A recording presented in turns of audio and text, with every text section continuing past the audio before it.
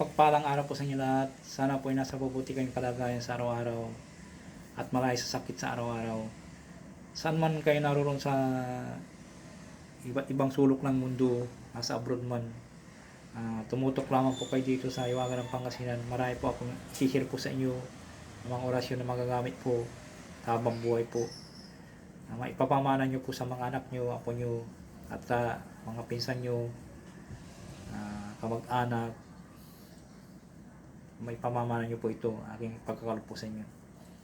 At ang isishare ko po ngayon pong araw na to ay orasyon sa mutya ng tubig po.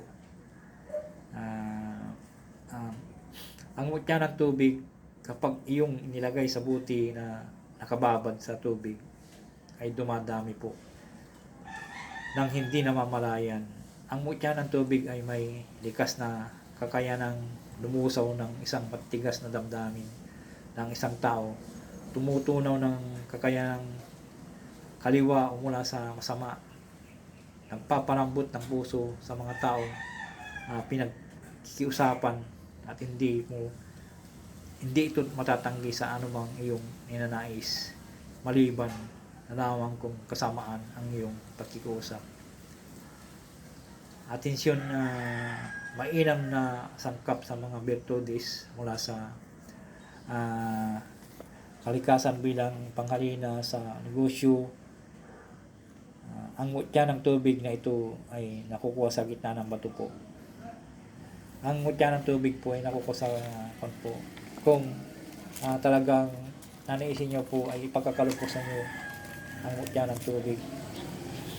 At kapag iyong biniyak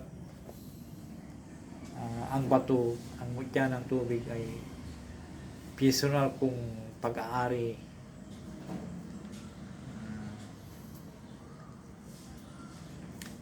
Dapat po ay pag nabiyak nyo po yung bato ay kusa po siyang lalabas ang kanyang tubig. Mayroon din pong nakukuha po sa halimbawa po naglalakad po kayo at kung talagang ipagkalo po sa inyo, makukuha nyo sa gilid ng dagat, tubig, kahit saan tubig, kung talagang ipagkalo po sa inyo ng 3 hari po ng lamang lupa, si Saksali ay maulong santulong, ay pagkakalog po sa inyo. Wala pong posible sa kanila kung talagang nakakukon po nila na ang isang tao ay hindi po siya palamura, napakabait na tao, ay bigla po lamang po ipagkalog sa kanya ang mutya ng tubig.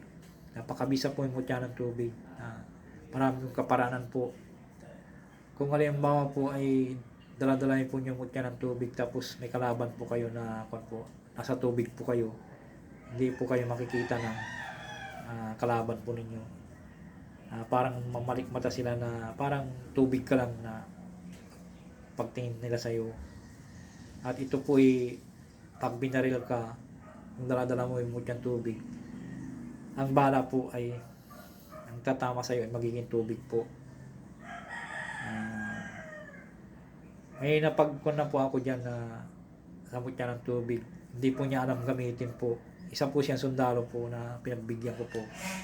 3 po yung mutya ko ng tubig, pinagkulog ko sa kanya kasi yung sundalo na po yan ay pinsan ko pang buo. Pinagkulog ko sa niya kasi napakabait po yan, matulungin po yung mga sundalo po. Siya po isang Air Force po. Nung nadestino po siya sa Mindanao po, sabi ko sa kanya, huwag mong iwalay sa kuan mo yan, sa katawan mo, palagi mong dala-dala. At pinagtripan siya doon, nag-inuman sila, pinagtripan siya ng kasama niya at nagkauwian sa nagbarilan sila. Hindi siya nakabunot kaagad yung pinsan ko pang buo. Tumama yung kanya, tumama po yung baril sa kanya. Parang panlang po daw nung tumama sa kanya, sa puso, dito sa tapat ng puso. Ay parang dumampi siya na binuhusan ng tubig. Nagtaka siya, napus niya yung tama sa kanya. Kala niya namatay na siya. At doon na siya nagkuhan sa akin na bumalik sa akin na napakalakas po pala yung mutyahan tangan ng mutya ng tubig. Yun po ay magagamit po lamang po sa oras ng kagipitan po yan, mga mutya. Hindi po yan pag pinaglalaro-laruan mo lang po yung mga mutya, hindi po siya andar, kundi biglang pangyayari lamang po. Bibisa po yung mga mutya. Tutulungan ka talaga kung talagang bukal sa puso mo ang pag-aari, paghawak mo ng mga mutya, ipagkakalubusan yung ang bisa po sa oras ng kagipitan po. Kaya dapat po kung may tangan-tangan po tayo, igalang po natin, ingatan po at gamitin po lamang sa tamang pamamaraan po. Huwag abusuin po. Narito po yung orasyon po ng mutya ng tubig. Usalin po muna yung mutya ng tubig at isunod po yung orasyon. Ito po yung napakabisa po na mutya ng tubig. Kaya may susi po siya. Doble-doble yung susi po niya. Sana hindi ko na i-share po sa inyo, kaso subok na po, kaya i-share ko na rin po sa inyo. Nasubukan na po talaga. Kung may tangan-tangan po kayong mutya ng tubig, napakaswerte nyo po. Lahat po ay kakasi sa inyo oras ng kapamakan po at pampaswerte po sa mga negosyo po.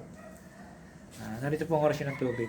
Armor Manataw Rex Spirius Aorus Gravis Vix Aba Pater Abaos sa Susuox Glancy Nola Bili Kodsium Buhahing Ibahok Sosi Ayor Kara Yung Hi Orkamya Mitam.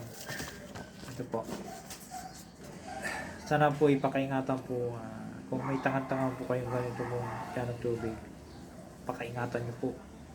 Napakabisa po yung mutya ng tubig. Hindi lang nyo alam, maraming kaparanan po yung mutya ng tubig. Babad nyo lang po sa tubig at palagi nyo pong dalay-dalayin. Ang pinagbabaran nyo po ay usalin nyo pong orasyon, tapos hipon nyo sa pinagbabaran, tapos inumin nyo po. Pampalakas po ng buong katawan po yan. At lahat mga bagay-bagay po, hindi katatablan po ng mga palipadangin, kukulam, at ano po yan dyan. Iwas po yung mga masamang espiritu. Palagi nyo pong dalay-dalayin, kasi hindi po natin alam kung ano pong oras po ang darating po sa ating panganib. Pag may tangan-tangan po tayong mutya ng tubig, ay the best po yan na pangontra sa lahat.